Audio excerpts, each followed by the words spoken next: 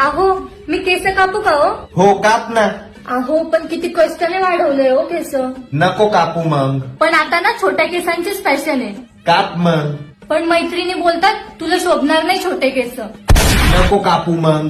पण मला वाटतं शोभतील हो. काप मग. पण केस कापले तर वेणी नाही घालता येणार ना हो. नको कापू मग. पण प्रयत्न करून बघायला काय हरकत आहे ना. काप मग. पण बिघडले तर तुम्ही जबाबदार हा. नको कापू मग.